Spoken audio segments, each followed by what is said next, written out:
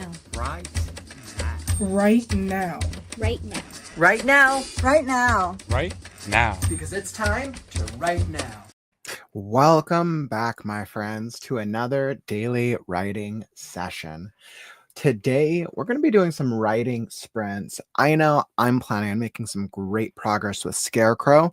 I've been on a roll, but now I kind of have to be on a roll because I really have to push myself if I want to be able to make progress and reach my goal of hitting my launch strategy. So let's get some writing in today. We're going to do 3 writing sprints, and then we'll chat on the break and we'll check in and see how our storytelling is doing. Welcome to the community. I'm Kaufman. I'm on a mission to help the writers of the world with the process, lifestyle, and mindset that it takes to be an author. Hence, 300, almost 400 consecutive writing streams and counting, and many more to go. So come join us in the writing because we're starting right now. All right, my friends. And first off, ML, welcome into the stream. Welcome, welcome. I hope the day is treating you well. I feel like we're going to be able to get some good progress today. I feel pretty confident in us. We're going to push. I know as always, I need to spend the first couple minutes. You need to spend the first 5 to 10 minutes of my writing sprint revealing what I wrote from last time. I'm really going to try to increase my pace with reviewing so I can get right into this chapter. I know I am so excited to get back into playing around with my pixie now that I get to introduce my pixie finally. So we'll see. Hey, what's up, Tiara? So we'll see how this turns out. I already got my outline for chapter 13. You guys know what I'm doing. I go outline by outline. Works well for me. So I already know what my chapter 13 goals are. I'm ready to hop into it. All right, perfect. So we got 25 minutes on the clock. I'm all ready. And whether you're brainstorming, writing, or editing, it's all part of the process because it's time to write now.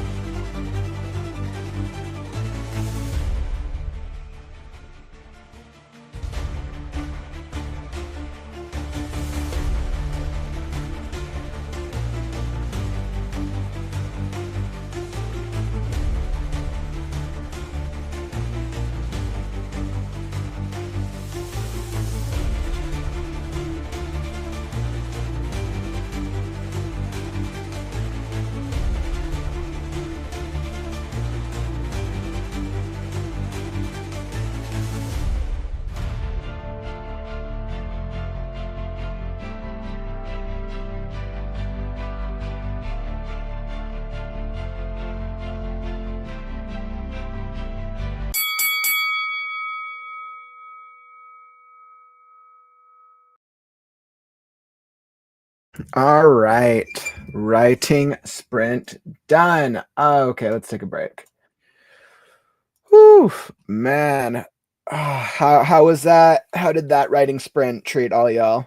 I know I saw a bunch of you coming into the chat during it where I feel like it actually I have a good question. I'm kind of interested. Do you guys feel like you're able to get right into your writing when you start? Like let's say you sit down and you start writing, are you able to just get right into it? Or do you have a process or a ritual to get yourself into your writing? I would actually love to hear. I'm very intrigued by this. And so I'll throw this up as a Q&A. I guess, what is your writing ritual when you first start?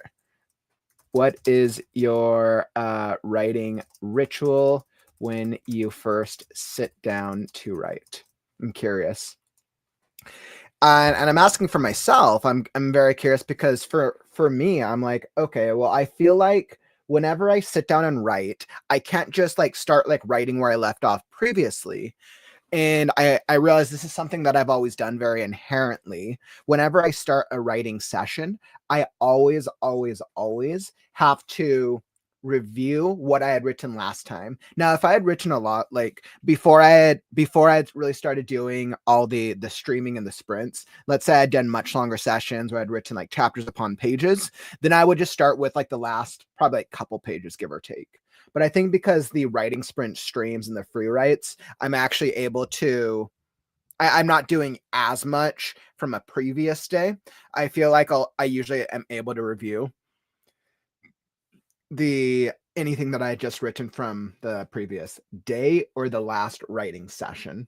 So I feel like when I say a review, I will not always go and do like a whole like rewrite or anything like that. For me, I think it's just going through it. It's kind of like I think it's like a half revision for like, okay, I want to make sure that what I wrote makes sense. So it's a half revision. And then two, it's also intentionally like I'm forcing myself to kind of get back into the world of the story. Even though my brain's always in the world of the story, I feel like for me, it's like a good transition for then I'm like, okay, then by the time I catch up to the present moment, I feel like, okay, I'm ready. And usually this strategy works for me like 90% of the time. Sometimes if I'm really stuck, I'll get to the present moment and I'm like, well, shit. So sometimes it doesn't always work, but I feel like a 90% success rate is pretty good for me. So, but I'm realizing this is just something that I have always done. I'm curious if this is something that other writers do or if this is just like a me thing.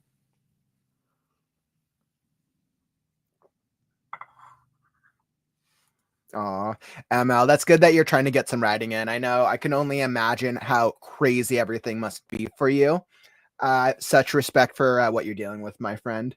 Very, very awesome. Your characters are probably going to come out like 10 times stronger. You're like 200 words, but I will take that. Hey, well, you know what? Not all of us, I saw you here. Like, I am no chat soul. Not all of us can be chat soul ML. I'm not a chat soul either.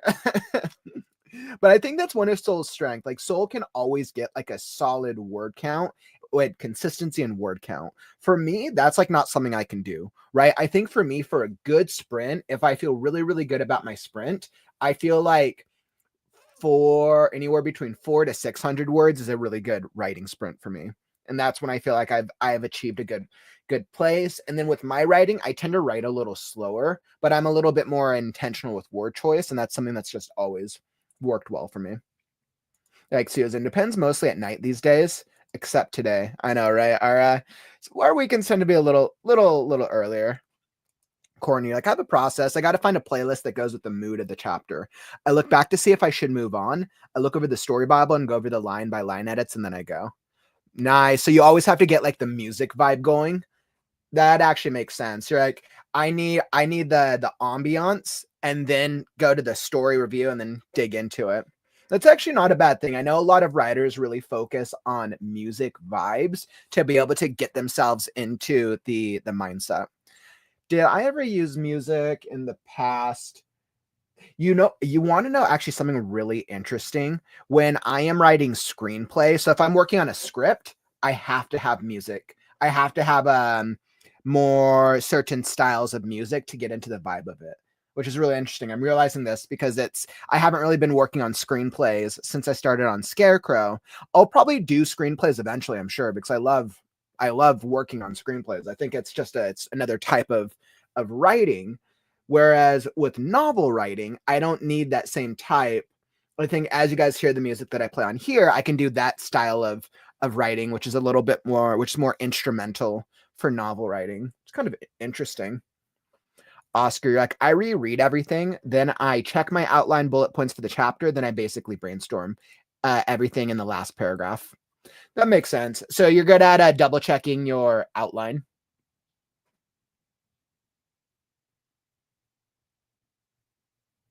That totally makes sense. So that's actually probably a really good strategy. Let's see, ML. ML, you're right now MVP. I agree.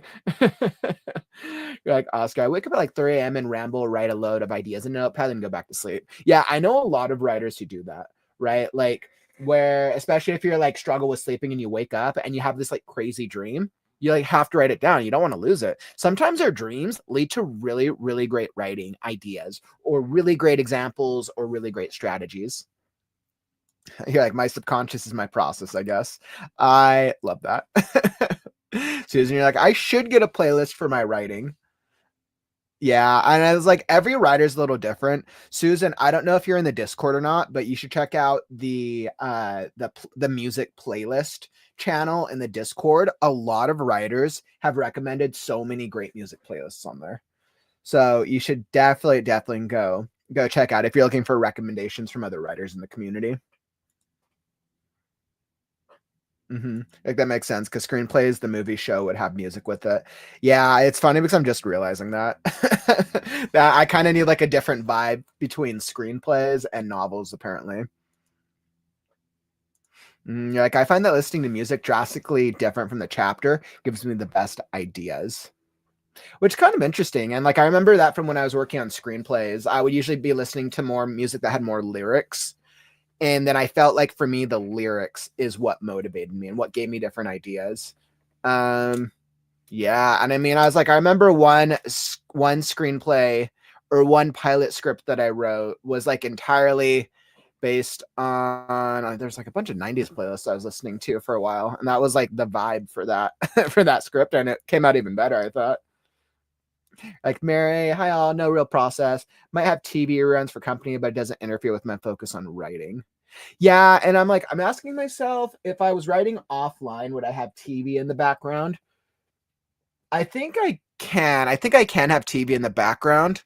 I'm trying to think of if I would do it while I'm writing because I almost always have the TV in the background. Like I'm usually listening to podcasts or content creators, and I usually would. I'm not sure if I would have it in the background if I was writing or not. I'd have to think about that. Like if I listen to music, it's nature sounds or classical. Otherwise, I get caught up in the songs.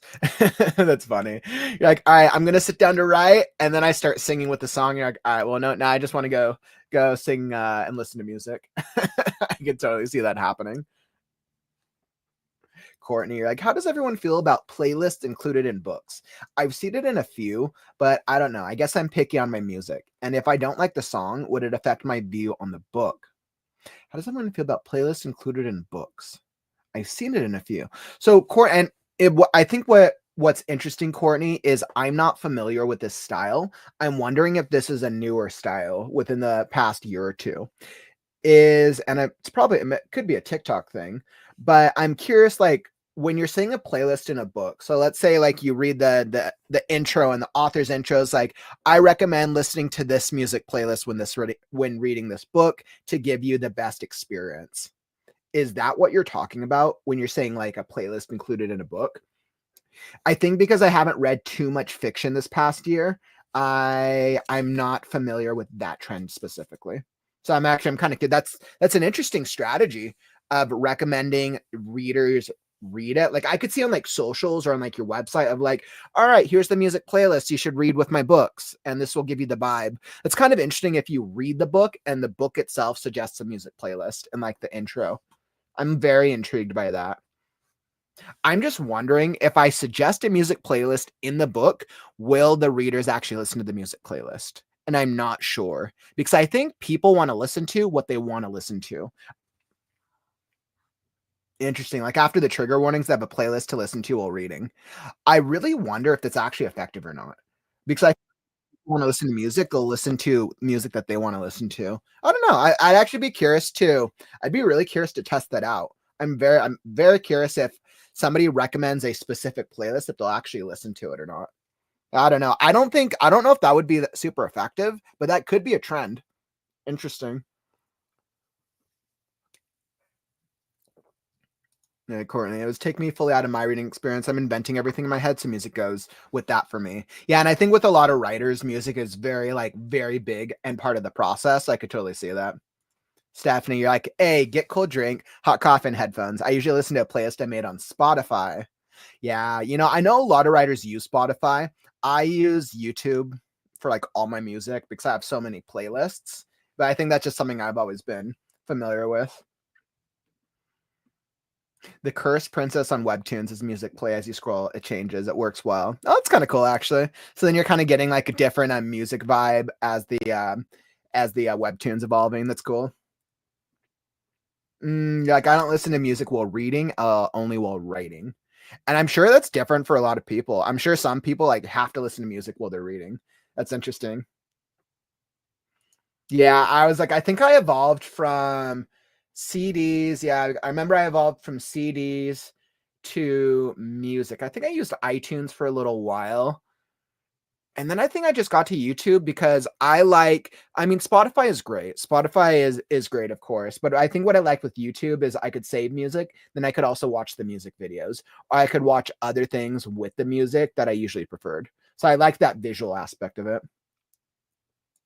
All right. And then on that note, it's time to get back into a writing sprint. But if you're enjoying the stream, follow and subscribe. We're here every day with the Right Now community, almost 400. Wow. Mind blown. Almost 400 consecutive writing streams and counting. So if you want daily writing motivation, author tips, author interviews, critique shows, we have our book club in the spring. Like there's always so much that we're doing. If you want to be alerted for those types of things, make sure to tap those buttons. And if you're already subscribed and sometimes you don't get notified, make sure that bell is clicked to receive all notifications on YouTube. And yeah, tap those buttons, help us get to the next level. I think we're getting closer to 700. Like that'll be like, woo. Granted, people generally don't consider you a real YouTuber till you're at 1,000 subs. So we'll get there. We'll get there in a couple months. So yeah, that's what I got for that. I am excited to get back into it. I'm like just about to get to the pebble part. I just want to play with my pixie. It's been too long. You guys know when you've been working on a part of your story and you're like, all right, you've been on that like story arc for a while, and then you're just ready to get to the next story arc. I've been with Scarecrow and Crow for a while, and I'm like, I just missed my pixie. And yeah, I'm having so much fun with this draft. I'm having so much fun. So, all right, on that note, let's get back into it. Whether you are brainstorming, writing, or editing, that is all part of the process. Come join us because it is time to right now.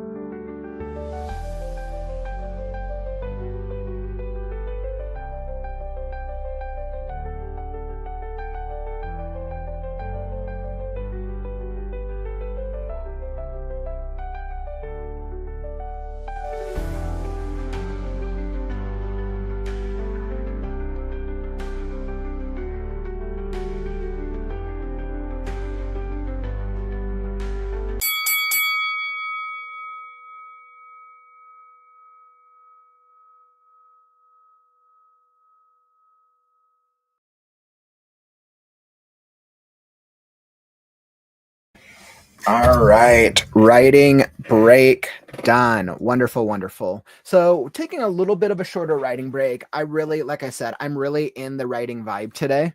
So, going a little bit shorter writing break for the second one because I know we can get back into it and we can really push ourselves. Sundays are always a good day, especially for those of us who might work during the week. Sundays are a great way to push yourself and try to get a little bit more in. You know, it's like you get a couple good reps, then I got to make the next one really, really count. So doing well so far. Very, very awesome. I'm like, yeah. How was oh man, how did that writing sprint treat you? Do you feel like the second writing sprint you were able to kind of get a little bit more progress that time? I feel like with Scarecrow, I wanted to get to Pebble. I'm trying to finish that setup to get to Pebble. Oh my god, it's funny. The first oh, the first writing, let's see. So the first writing sprint, I had a let's see. The first writing sprint, I had to make some adjustments to the previous chapter for the items that Scarecrow has collected so far. So far, we're just at the beginning of Act 2, and Scarecrow has collected a frayed red beanie, which is from a dead creator that he found. And then he's also collected an egg, which is a mysterious egg with black and blue etchings that did some like really strange things, but it saved him from drowning in a lake. That was 2. And then he's also collected an emerald crystal, which was dropped by the or an emerald gem, which is dropped by the crazed rabbit. So I had to make sure to touch upon that stuff. Yeah, and it's like, especially for action adventure stuff, like I need to remind the reader, yes, he has it on. Yes, he had these items on him. No, he doesn't know what to do with any of them yet. So, but I did want to remind the reader of that. So, especially in the last chapter, which is kind of like a rest and recover chapter, I wanted to put those back in the reader's mind temporarily. And then I don't think I need to touch upon them individually until each of them become more important throughout the story. So I wanted that to be a set place. And then sprint number 2, I had to focus on the auras because they're leaving the boundary of New City. And I realized there's different auras throughout the book. So I had to make sure that each aura's color is defined and each one is different. And then I'm also setting Scarecrow and Crow off on a mini side quest. So in the original draft, Scarecrow and Crow just leave New City and wander randomly. And they wander randomly until they until they reach Pebble and the garden, which is the next arc, which is the next mini arc we're about to encounter. But in this draft, I realized I wanted to give Scarecrow a little bit more of a side quest, so there's a little bit more intentionality with this next arc. So it ties in with the fact that he's basically lost so much straw and stuffing by this point from where he started that he's probably looking like very gangly, very, very thin and outstretched. So I think I wanted to make it a little bit more intentional of like, okay, he literally has to go figure out something, or he's afraid that he's not going to be walking around very much longer. So yeah, I feel pretty good. How about y'all? Corny, that's funny. Like, I noticed my southern way of speaking is all over my writing, but I mean that's not. I'm not surprised by that. I mean that's your unique voice, so it comes across in your writing as well. Bethany, I try sorry not to put y'all in mine. Butter my biscuit. It cracks me up. I just had to edit call on him and little me. I will use y'all for dialogue with the location of my stories. It fits. It's sad my Georgia can make fun of my southern draw. The good Lord willing and the creek don't rise. You guys crack me up. I was like, I don't think I've ever been to the South or been to a southern state before. I've been to south of California. But I was like, I don't think I've ever been. Yeah, I was like, I don't think I've ever traveled to any of the southern states before. Interesting. Courtney, you got 178 words. Nice. So I got a little bit of writing progress that time. Excellent. Susan, you're like, I get a little more progress in the weekend than weekday. Probably because you're probably able to stay a little bit more motivated or more focused on weekends. I know weekdays we tend to be a little bit more scattered, especially when we have competing priorities. Courtney's like, I get more progress after midnight. Like if I write during the day, I get a little bit. After midnight, quadruple. I totally relate with that. Myself being a night owl, I can definitely get a lot more done after midnight as well. Like I get pages done during the week, but not much. Bethany, like, where's the moonshine jug? Yeah, I got to make sure you get enough moonshine. That's when the real writing starts. Oh man, I was like, yeah, I'm curious. Let's see, because like I don't think in this sprint, I don't think I've really gotten too many words.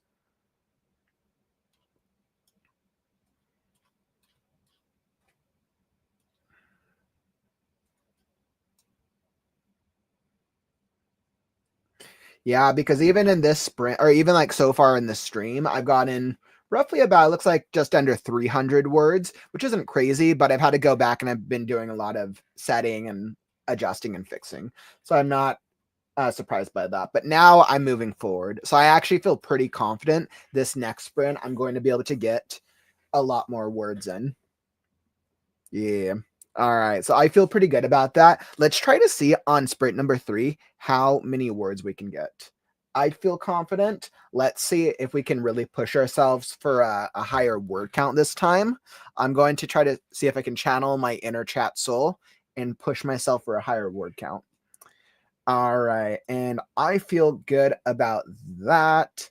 And I feel pretty good. So let's get back into it. I was like, I don't feel like doing an ad. I just want to get back into the writing. So let's return. We're gonna go into writing sprint number 3. We're gonna do 25 minutes on the clock.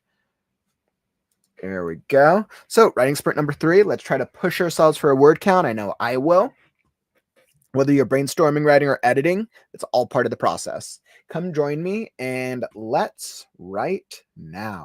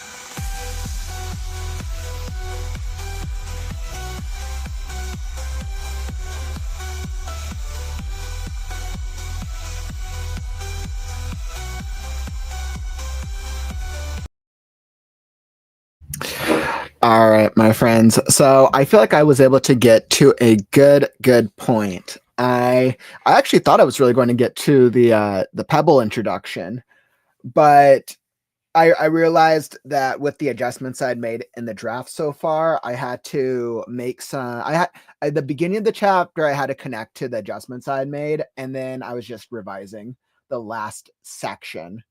And I realized at the end of the last sprint that I literally wanted to get to right to the Pebble introduction. So that way I could really wrap my mind around Pebble's character arc in the next section. So I'm technically like I'm about halfway, maybe about 60% of the way through this chapter, because really the rest of the chapter is we're introducing Pebble the Pixie. So I'm very happy with where I had. I played up. There were a couple elements that I had to play up for world building since they were leaving New City. So they left New City completely. And then we foreshadowed the ruby red, the crystal red, blood red road, which is referencing the first demon. And then they're trailing away. Now Crow is leading them to a garden. So this time Scarecrow knows that he needs straw and stuffing, and Crow is leading them somewhere, but Crow is very unreliable. So Scarecrow is weary. We've done a little bit of world building. We've crossed through the barrier that was protecting the aura that was protecting New City. Scarecrow expected worse because when they escaped into New City, they had basically crossed a desert, and lightning was basically rising from the ground and nearly killed them. So Scarecrow expected worse, but they crossed the barrier and they're greeted by like a beautiful like summer day. And it's like green fields as far as the eye can see. Of course, the aura hides the view of New City. So looking behind them, it's like New City's not even there anymore. So now they're basically in this field going along this dirt path. And I've added some elements. I added a couple elements of mystery as Scarecrow's kind of following Crow along in this field, and there's like more fields of plants and crops that they're crossing, that this dirt path is crossing through. There's arrows in the dirt path that are pointing them in the direction, and Scarecrow keeps thinking that he's seeing things, moving, but when he looks, there's nothing there, right? You know, like that moment in a horror movie. And there's even this moment where he steps into a bed of flowers and the flowers move out of his way. And he thinks he's tripping, but he's like, he doesn't understand anything about this world. And Mr. Crow, of course, is just flying along in his own world as usual. So I wanted to really lead up to this moment of the reader thinking, okay, something's going to happen with the flowers or the plants or the crops, because now I've led the reader to believe something's going to happen with this, and now we're led into the introduction of Pebble, which is really the next moment, because the introduction of Pebble's character development is really what leads them into their first major obstacle of Act 2, which is the gardens, which is very fun. Is very, very fun. Normally I would be like, okay, gardens, like who cares? But it's our obstacle of this section is mind controlling plants that worship the moon. So I really want to play into the horror aspect of this, the thriller horror aspect of this with the next chapter. But right now I'm just so happy to finally be at Pebble. I feel like, because it's been months since I had it's been a while since I'd finished the first draft. I feel like it's just been a while since I've really been able to write on the other characters in the story, since the first third of it is really just Scarecrow and Crow. So I'm very, very happy to finally be able to get to these characters again. Makes me very happy. So clearly I've been getting some solid progress. And clearly now the draft is at 150,000 words. I'm like, I need to cut down on words, and it's going in the opposite direction. But I've already made a couple decisions on some chapters I'm going to cut and shorten in Act 2. So I think I've figured out some solutions how I'm going to shorten it down. We'll see when we get there, when we get a little further into Act 2. Bethany, like, Pebble sticker, Crouch Hands. Some Pebble sticker would be really cool with like Scarecrow, with the Last Scarecrow merchandise. Pebble is quite a character. I was always curious, because I know I have such like a diverse cast of characters, but we know that like Scarecrow, Mr. Crow, and Pebble are like always the three notable characters. I'm really going to play up Gore the grizzly bear in this draft as well. I think I'm going to introduce him a little sooner, because I really want him to be a little bit more ingrained as a predominant character by the end of Act 2. In the back half of the book, once the core characters is really Scarecrow, Pebble, Gore the grizzly bear, and then Skunk and the dragonkin. And I think it's because I know that's like the second half, which is why it has such a different feel. But I think I want Gore to be introduced later, because I really want his character to be a little bit more impactful on the core reading experience. So I feel pretty good. Mary, like 13,150, slow but sure. That's good. And I mean, at least you're making some progress. It sounds like you've made some solid progress on your end. Courtney, like 918 words from the stream. Not bad. I was like, actually, that's a good question. I wonder how many words I've done. Let's see, because I did a good portion of this chapter.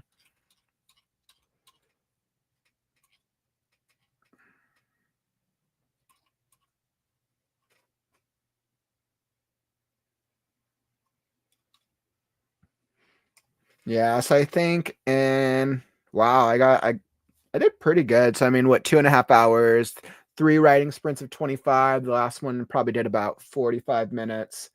So what's that? 20, 45. So probably did about an hour and a half of writing today.